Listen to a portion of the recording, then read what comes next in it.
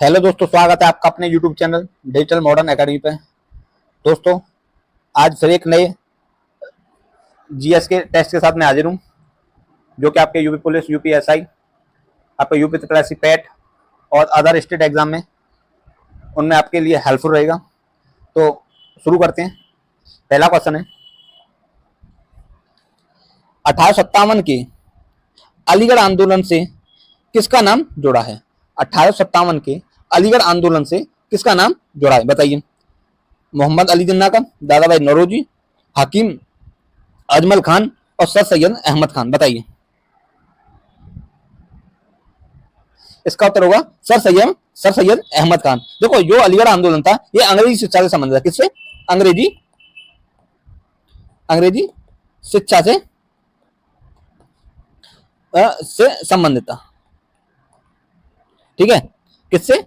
अंग्रेजी शिक्षा से संबंधित था। नेक्स्ट, कनिष्क के शासनकाल के दौरान निम्नलिखित में से कौन सी बौद्ध संगति आयोजित की गई? दोबारा पढ़ते हैं। कनिष्क के शासनकाल के दौरान निम्नलिखित में से कौन सी बौद्ध संगति आयोजित की गई? बताइए। पहली, दूसरी, चौथी या पांचवी? बताइए। इसका उत्तर होगा चौथी। कौन सी? चौथी। यानी कि इससे पहले तीन हुई होंगी। पहली जो बौद्ध संगति जो आयोजित हुई थी वो अजात शत्रु के शासनकाल में। किसके? अजात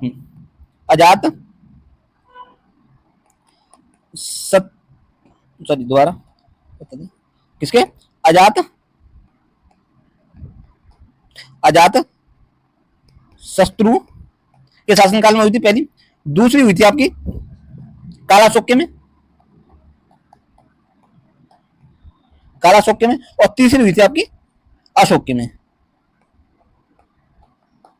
किसके में? अशोक्य में। पहली अजातशत्रु में, दूसरी कालाशोक्य में, तीसरी अशोक्य में और चौथी हुई थी आपकी कनिष्क के शासनकाल में। देखो, संगति क्या होती थी, जो बौद्ध संगति होती वो क्या होती थी? ये एक्चुअली जो बौद्ध के उपदेश थे ना, उनका मतलब ये था कि उनका पाठ किया जाता था। जो उपदेश थे ना, जो बौद्ध के उपदेश थे जिन्हें संग्रहित कर लिया गया था, इन संगतियों में उसका क्या किया जाता? पाठ किया जाता था। ठीक है, नेक्स्ट क्वेश्चन, किस राजा के प्रशासन में अष्ट प्रधान मंत्री परिषद बनाई गई? दोबारा पढ़ते हैं। किस राजा के शासनकाल में, ठीक है, किस राजा के प्रशासन में अष्ट प्रधान मंत्री परिषद बनाई गई? कृष्णदेव राय, चंद्रगुप्त मौर्य, शिवाजी या अशोक? बताइए चारों में से।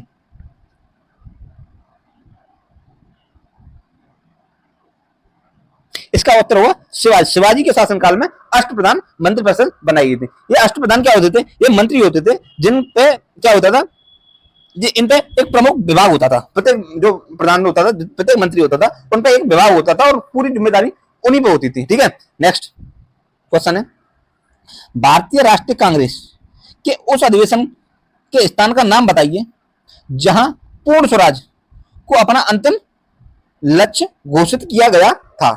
दोबारा पढ़ते हैं।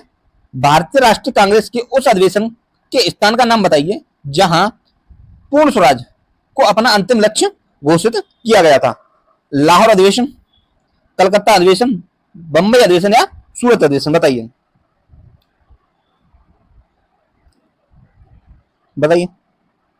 बिल्कुल, जो यह अधिवेशन हुआ था ये लाहौर में हुआ था। कब हुआ था? 1929 में। कब? 1929 में यह अधिवेशन हुआ था। उसके साथ इसके अध्यक्ष थे जवाहरलाल नेहरू। कौन थे?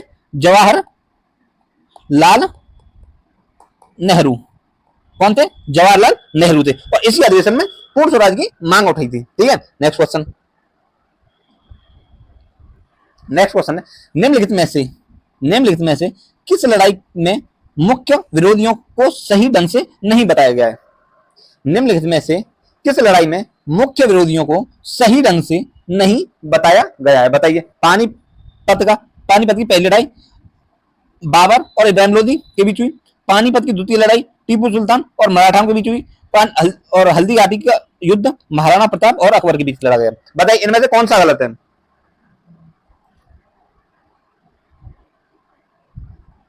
बिल्कुल, इसका उत्तर होगा बी।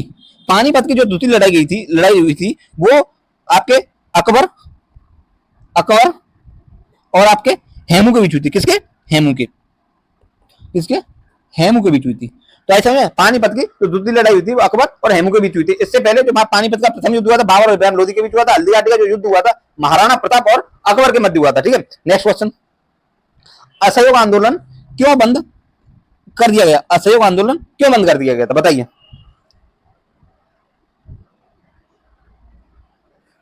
असहयोग आंदोलन क्यों बंद कर दिया गया, बताइए। चौरी चौरा कांड की घटना के कारण, काकोरी घटना के कारण, लाहौर लोगों की मौत के कारण, या जलियांवाला बाग हत्याकांड के कारण, बताइए चारों में से।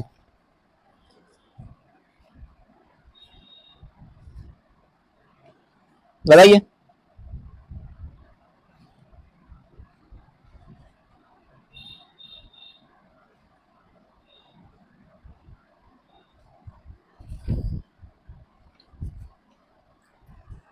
देखो इसका उत्तर होगा आपका चौरी चौरा कांड। क्या? चौरी चौरा कांड। चौरी चौरा कांड के बाद क्या हुआ, जो गांधी जी थे उन्होंने अपना असहयोग जो आंदोलन था उसको बंद कर दिया गया था। ठीक है, क्या होता है इसमें कि गोरखपुर में, कहां पे? गोरखपुर में एक चौरी चौरा नामक स्थान पे थाने में क्या किया, विद्रोहियों ने आग लगा दी, जिसमें कम से कम, जिसमें कितने 22 पुलिसकर्मी जलकर मर गए। ठीक है, कितने? 22 पुलिसकर्मी। कब हुआ था ये आपका हुआ 4 फरवरी, 4 फरवरी 1922 को। कौन सा? चौरी चौरा कांड 4 फरवरी 1922 को हुआ था। किस जगह पे? गोरखपुर के चौरी चौरा नामक स्थान पे, जहां पर क्या किया था उपद्रवियों ने, या हिंसा, मतलब जो उपद्रवी लोगों ने क्या किया वहां पे, क्या किया, 22 लोगों को थाने में बंद करके उन्हें जला दिया, जिससे उनकी क्या हुई, मृत्यु होगी। जिसके कारण क्या हुआ, जो गांधी जी थे उन्होंने दुखी होकर क्या किया, जो असहयोग आंदोलन था उसको बंद करना पड़ा। ठीक है, नेक्स्ट क्वेश्चन, निम्नलिखित में से निम्नलिखित में से महात्मा गांधी का निम्नलिखित में से महात्मा गांधी का कौन सा सत्याग्रह नील कृषकों की समस्या से जुड़ा था? निम्नलिखित में से महात्मा गांधी का कौन सा सत्याग्रह नील कृषकों की समस्या से जुड़ा था, बताइए। खेड़ा सत्याग्रह, बारडोली सत्याग्रह, चंपारण सत्याग्रह, या दांडी मार्च, बताइए।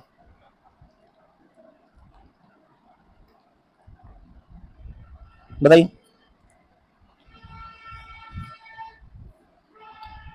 देखो, तो इसका उत्तर होगा आपका चंपारण सत्याग्रह। कौन सा? चंपारण चंपारण सत्याग्रह।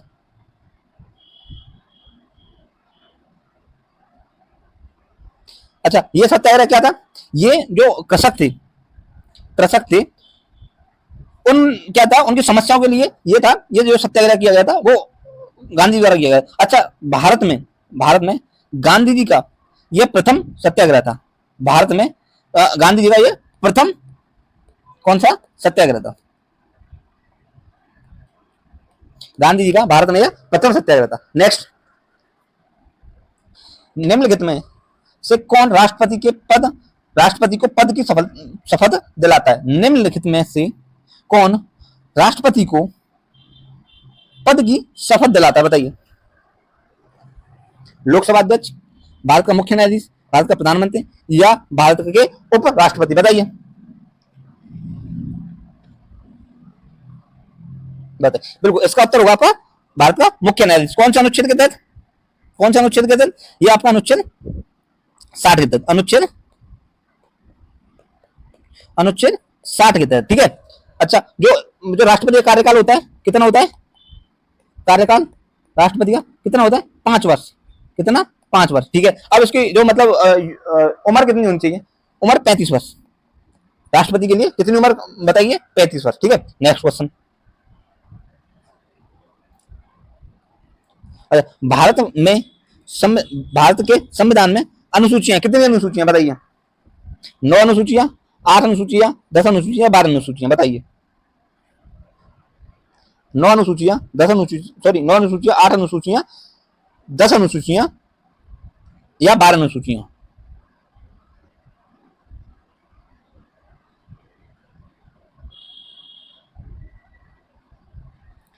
बताइए। इसका उत्तर होगा 12 अनुसूचियां। अच्छा, 12 अनुसूचियां, भाग कितने? भाग है आपके 25। ठीक है, प्रेजेंट टाइम। अच्छा, और अनुच्छेद अनुच्छेद अनुच्छेद कितने बताइए? 395। ठीक है, वैसे तो कुछ 445 के लपेटे में, लेकिन जो क्लॉज वगैरह लगा के, लेकिन वैसे एक्चुअल कितने 395। अच्छा, भाग वैसे तो कितने 22 भाग हैं, लेकिन क्लॉज मिला के कितने 25। ठीक है, जैसे ए बी मिला के तो कितने हो रहे हैं आपके 25 भाग हो रहे हैं, वैसे कितने 22 भाग हैं। और आपके अनुच्छेद 445 के लपेटे में कुछ जो टोटल अनुच्छेद हैं। ठीक है, वैसे आपके कितने 395। ठीक है, नेक्स्ट क्वेश्चन है, भारत के संविधान की प्रस्तावना को कहा जाता है, क्या बोला जाता है? अमुख प्रलेख, राज्य के नीति निर्देशक सिद्धांत और संविधान की मुख्य विशेषताएं, बताइए।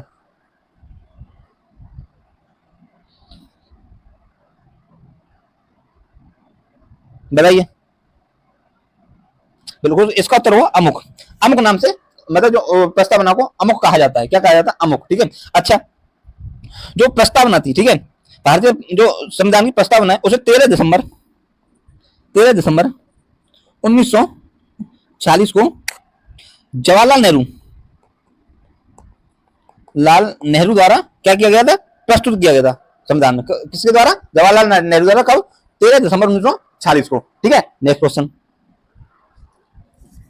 लोकसभा के चुनाव के लिए लोकसभा के चुनाव के लिए अर्हता प्राप्त करने के लिए न्यूनतम आयु क्या होनी चाहिए? लोकसभा चुनाव के लिए अर्हता प्राप्त करने के लिए, ठीक है, अर्हता प्राप्त करने के लिए न्यूनतम आयु कितनी होनी चाहिए? बताइए। 25 साल, 35 साल, 21 साल, या इनमें से कोई नहीं? बताइए। लोकसभा चुनाव में जो न्यूनतम आयु कितनी होनी चाहिए? मैं आपको सीधे सीधे बोल दूं, लोकसभा चुनाव के लिए जो न्यूनतम आयु है वो कितनी बताइए? 25 वर्ष, 35 वर्ष, 21 वर्ष, या आपके इनमें से कोई नहीं? बताइए। बिल्कुल, इसका उत्तर होगा 25 वर्ष। कितना? 25 वर्ष। लोकसभा चुनाव के लिए मिनिमम उम्र कितनी बताइए? 25 वर्ष। अच्छा, 35 वर्ष राष्ट्रपति के लिए, और राज्यसभा के लिए 30 वर्ष है। राज्यसभा के लिए कितनी बताइए? 30 वर्ष। ठीक है, नेक्स्ट क्वेश्चन, भारतीय संविधान में मौलिक अधिकारों की अवधारणा का स्रोत क्या है? मौलिक अधिकारों की अवधारणा का स्रोत बताइए। बताइए।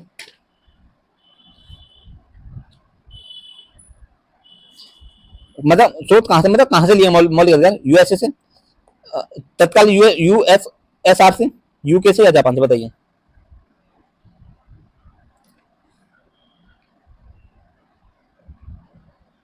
देखो, उत्तर होगा इसका क्या? यूएस यानी कि अमेरिका से। अमेरिका। ठीक है, यूएसएसआर से मौलिक कर्तव्य, मौलिक कर्तव्य, मौलिक कर्तव्य लिए आपके रूस से, और जो प्रशासनिक ढांचा है वो आपके यूके से, यूनाइटेड किंगडम से। ठीक है, नेक्स्ट, भारतीय संविधान के स्वतंत्रता, समानता और बंधुत्व के आदर्श कहां से लिए गए हैं? भारतीय संविधान के स्वतंत्रता, समानता और बंधुत्व के आदर्श कहां से लिए गए हैं? फ्रांसीसी संविधान से, ग्रीक संविधान से, रूस संविधान से, अमेरिकी संविधान से? बताइए।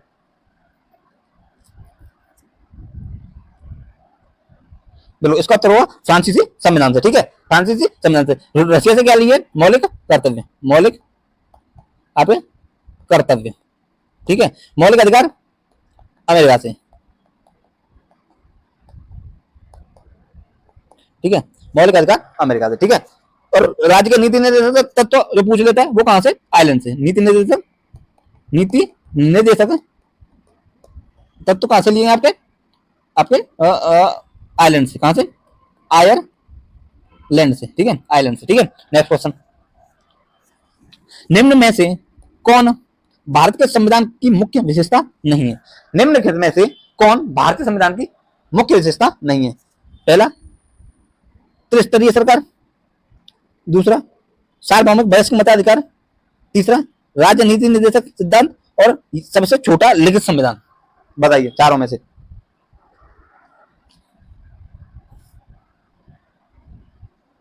बिल्कुल, ये आपका उत्तर होगा डी। क्या होगा? डी। जो भारतीय संविधान है वो है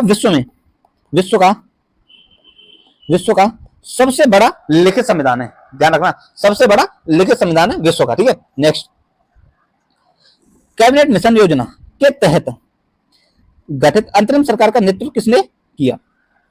बताइए। कैबिनेट मिशन योजना के तहत अंतरिम सरकार का नेतृत्व किसने किया?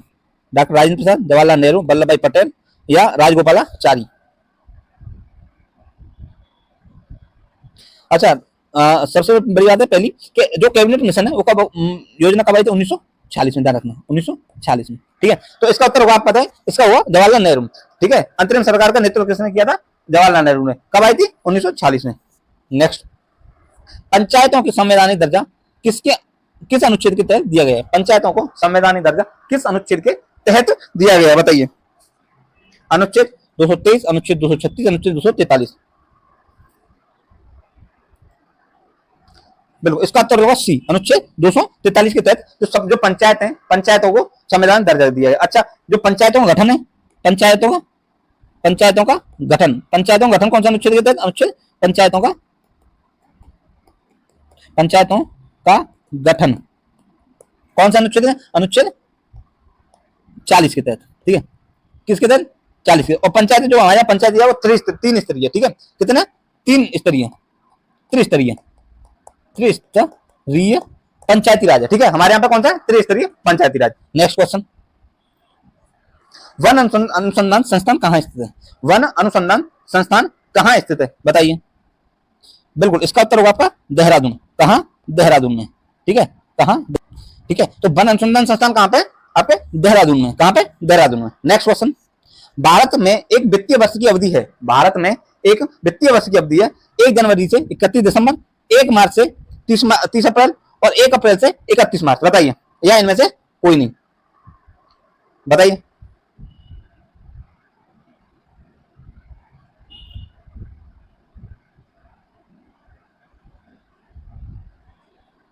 बिल्कुल, उत्तर होगा इसका आपका, उत्तर होगा आपका बी, ठीक है।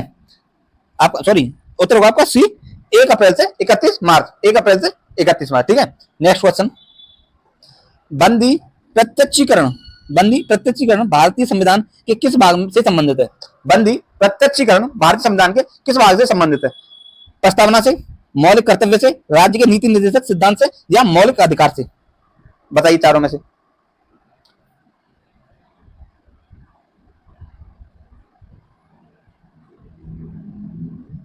बताइए।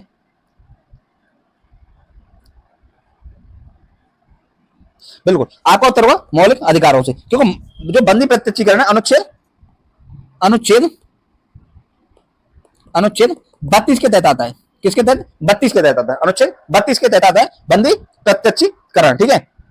नेक्स्ट, निम्नलिखित में से किस स्थान पर भागीरथी और अलकनंदा नदी मिलकर गंगा नदी का निर्माण करती हैं? निम्नलिखित में से किस स्थान पर भागीरथी और अलकनंदा नदी मिलकर गंगा नदी का निर्माण करती हैं? कर्णप्रयाग, देवप्रयाग, रुद्रप्रयाग या गंगोत्री? बताइए।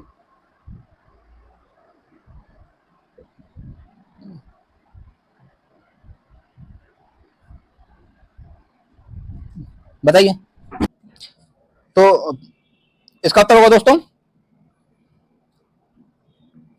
इसका उत्तर होगा आपका देवप्रयाग। कौन सा? देवप्रयाग, ठीक है। अच्छा, एक और बात, जो उत्तराखंड है और ये पड़ता कहां है? देवप्रयाग उत्तराखंड में पड़ता है। कहां पे?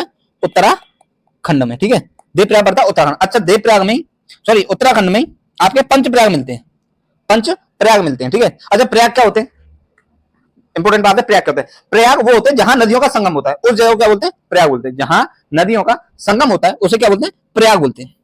जैसे अपने प्रयागराज, क्योंकि वहां पर गंगा यमुना सरस्वती का मेल हो रहा है, मिल रही है, तो उसे क्या बोलेंगे? प्रयागराज, ठीक है। ऐसे जहां भी दो नदियों का मिलन होता है, ठीक है, उसे क्या बोलते हैं? प्रयाग बोलते हैं, ठीक है। अब उत्तराखंड में आपके पंच प्रयाग है।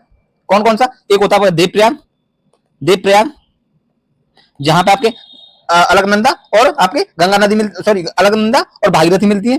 दूसरा आपका रुद्रप्रयाग, जहां पे रुद्रप्रयाग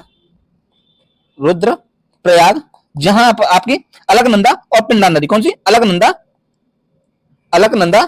और पिंडा नदी अलकनंदा और मंदाकिनी नदी मिलती है। तीसरा आपका नंद प्रयाग, जहां पर आपकी अलकनंदा और नंदाकिनी नदी मिलती है। कौन सी? अलकनंदा और नंदाकिनी। और आपका जो चौथा है वो आपका कर्ण प्रयाग, जहां पे आपकी अलकनंदा और पिंडा नदी मिलती है, ठीक है। कौन सा? अलकनंदा और पिंडा नदी। एक आपका विष्णु प्रयाग। कौन सा? विष्णु प्रयाग। विष्णु प्रयाग। यहां पे आपके कौन कौन सी नदी मिलती है? यहां पे मिलती है आपकी आपकी विष्णु गंगा और धौली गंगा। कौन सी? विष्णु गंगा और धौली गंगा। तो पूछ लेता है पंचप्रयाग कहां पे पाए जाते हैं? तो आपको इसका उत्तर होगा आपका उत्तराखंड। और प्रयाग क्या होते हैं? मैंने बता दिया, तो दो नदियों के संगम को प्रयाग बोलते हैं। ठीक है, नेक्स्ट क्वेश्चन। बांदीपुर राष्ट्रीय उद्यान कहां स्थित है? बताइए, बांदीपुर राष्ट्रीय उद्यान कहां स्थित है? बिल्कुल, ये आपका उत्तर होगा इसका कर्नाटक में। कहां पे? कर्नाटक। अच्छा, यहाँ पे एक बात इंपॉर्टेंट है, जो बांदीपुर राष्ट्रीय उद्यान है, यहाँ पे जो आपकी जो विलुप्त होने की कगार पे जो प्रजातियां उनको रखा जाता है। कहां पे? बांदीपुर राष्ट्रीय उद्यान में उन प्रजातियों को रखा जाता है जो विलुप्त होने की कगार में। ठीक है, नेक्स्ट क्वेश्चन। निम्नलिखित में से निम्नलिखित में से कौन वायु प्रदूषक प्रदूषक नहीं है? आपकी कणकीय पदार्थ, ऑक्सीजन, सल्फर डाइऑक्साइड और नाइट्रोजन ऑक्साइड। बताइए चारों में से। बिल्कुल, इसका उत्तर होगा आपका ऑक्सीजन। कौन सा? ऑक्सीजन। ऑक्सीजन आपको वायु प्रदूषक जो पदार्थ है वो नहीं है। ठीक है, नेक्स्ट क्वेश्चन। किस रक्त समूह को किस रक्त समूह को सर्वदाता कहा जाता है? किस रक्त समूह को सर्वदाता कहा जाता है? बताइए, ए को, बी को, ए बी को या ओ को? सर्वदाता। देखो, इसका उत्तर होगा आपका डी, ओ। ओ ग्रुप जो होता है ब्लड का, वो उसको क्या बोला जाता है? सर्वदाता। और सर्वग्राही किसे बोला जाता है? ए बी को। किसको? ए बी को सर्वग्राही बोला जाता है। Next question. निम्नलिखित में से कौन सी संस्था भारत में मौद्रिक नीति बनाती है? निम्नलिखित में से कौन सी संस्था भारत में मौद्रिक नीति बनाती है? एक होता है आरबीआई, राज्य सरकार है, भारत सरकार, या एसबीआई। बताइए चारों में से।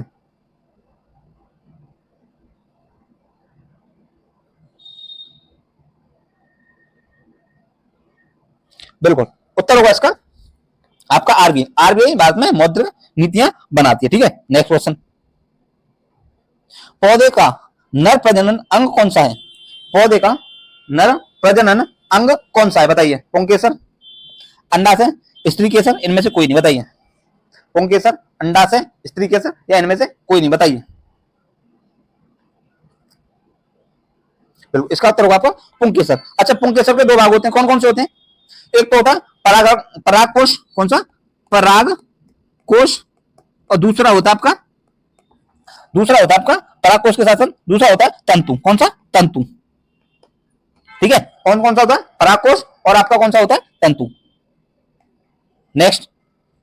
त्वचा की सबसे ऊपरी परत को क्या कहते हैं? त्वचा की सबसे ऊपरी परत को क्या कहते हैं? अधिचर्म, उपकला, अधिकेंद्र या एपिटोम। बताइए चारों में से। त्वचा की सबसे ऊपरी परत को क्या कहते हैं? बताइए। इसका उत्तर होगा अधिचर्म। क्या? अधिचर्म। त्वचा की सबसे ऊपरी परत जो होती है उसे अधिचर्म कहते हैं। Next question. धातुएं विद्युत की सुचालक होती हैं, क्यों? बताइए, धातुएं विद्युत की सुचालक होती हैं, क्यों होती हैं? बताइए, सुचालक क्यों होती हैं? बताइए।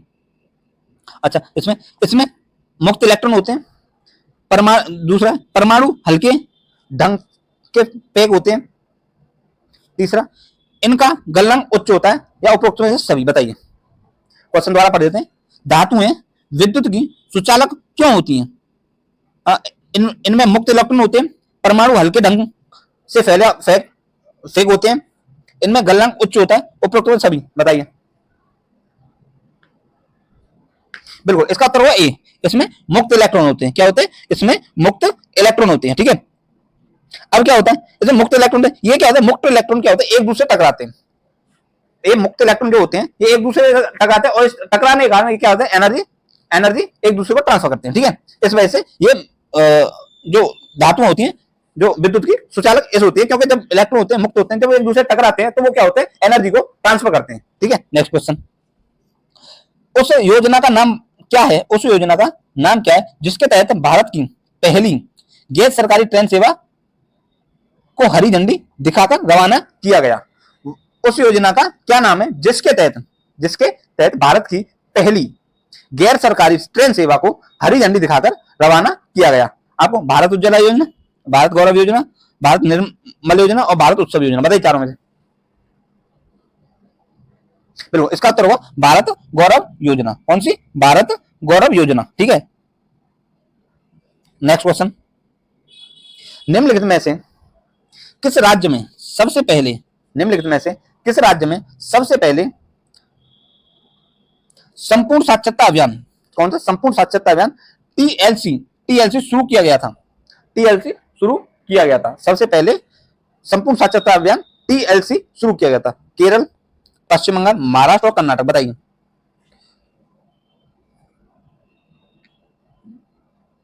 ठीक है, इसका उत्तर होगा आपका केरल। कौन सा? केरल। इसके तहत क्या था, इस योजना के तहत जो केरल सरकार है इसने क्या हो गया कि 100% क्या साक्षरता प्राप्त करने का लक्ष्य था। इस योजना के तहत 100% साक्षरता जो लक्ष्य था वो प्राप्त करने का सॉरी इस योजना के तहत क्या था, 100% साक्षरता प्राप्त करने का लक्ष्य था। अच्छा, जो केरल है भारत में सबसे साक्षर वो है आपका राज्य, सबसे साक्षर राज्य कौन सा है? केरल है भारत का। नेक्स्ट, आयुष्मान भारत योजना के तहत भारत के पहले स्वास्थ्य देखभाल और कल्याण केंद्र का उद्घाटन किस स्थान पर किया गया? दोबारा पढ़ते हैं। आयुष्मान भारत योजना के तहत भारत के पहले स्वास्थ्य देखभाल और कल्याण केंद्र का उद्घाटन किस स्थान पर किया गया? बताइए। वाराणसी, बीजापुर, गोधरा या विदिशा, बताइए।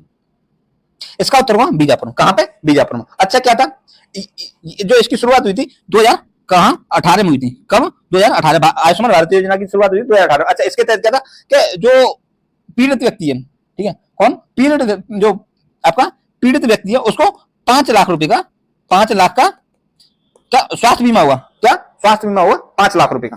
ठीक है, नेक्स्ट क्वेश्चन। भारत ने कम दूरी की बैलिस्टिक मिसाइल का सफल परीक्षण किया, वो कौन सी है? बताइए। भारत ने कम दूरी की बैलिस्टिक मिसाइल सफलतापूर्वक परीक्षण किया, वो कौन सी है? पृथ्वी 1, पृथ्वी 2, पृथ्वी 3 में से कोई नहीं, बताइए। कम दूरी की,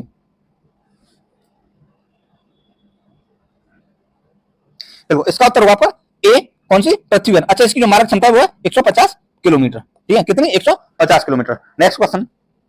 दुनिया का सबसे तेज सुपर कंप्यूटर फ्रंटियर किस देश में विकसित किया गया? दुनिया का सबसे तेज सुपर कंप्यूटर फ्रंटियर, कौन सा? फ्रंटियर, ठीक है, किस देश में विकसित किया है? यूके, रूस, चीन या यूएसए, बताइए। चारों में से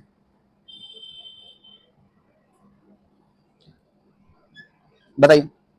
बिल्कुल, इसका उत्तर होगा आपका यूएसए में जो फ्रंटियर सबसे तेज सुपर कंप्यूटर। अच्छा, ये जो सुपर कंप्यूटर था, ठीक है, ये जो है विश्व का भी सबसे पहला सुपर कंप्यूटर था। फ्रंटियर विश्व का भी सबसे पहला सुपर कंप्यूटर था, विश्व का सबसे पहला और सबसे तेज भी यही है। ठीक है, सबसे पहला और सबसे तेज भी कौन सा है? यही सुपर कंप्यूटर। ठीक है, और अच्छा दूसरा, एक और है, दूसरा जो सुपर कंप्यूटर वो है जापान का फुगाकू। कौन सा? फुगाकू जो है भारत का सॉरी विश्व का दूसरा सुपर कंप्यूटर है, जो कि कहां का है? वो जो कि जापान का है। ठीक है, चलो नेक्स्ट। चलो, ये हो गया आपका कंप्लीट आज का टेस्ट। आशा करता हूं कि आपको जो टेस्ट है इसमें थोड़ा सा सही लगा होगा, और आप आपसे अनुरोध है कि अपने दोस्त मित्रों को जो हमारी वीडियो है इसे शेयर करें और अधिक से अधिक दोस्तों को जोड़ें, जिससे हम और अच्छे सीरीज लाएं। जैसे आज हम जो स्पीड टेस्ट की जो टेस्ट है आपका जीके का, जो कि आपका यूपी पुलिस, यूपीएसआई और इसके अलावा भी बहुत से एग्जाम है, उनके लिए बेनिफिट आपके यूजफुल है। ठीक है, तो अनुरोध है कि आप अधिक से अधिक दोस्तों को जोड़ें, जिससे हमें और मजा आए पढ़ाने में। ठीक है, आपका रिस्पॉन्स हमें ऊर्जा देता है। ठीक है, तो चलो आज का टेस्ट इसे यहीं पर समाप्त करते हैं। कल एक नए टेस्ट के साथ फिर हाजिर होंगे। धन्यवाद।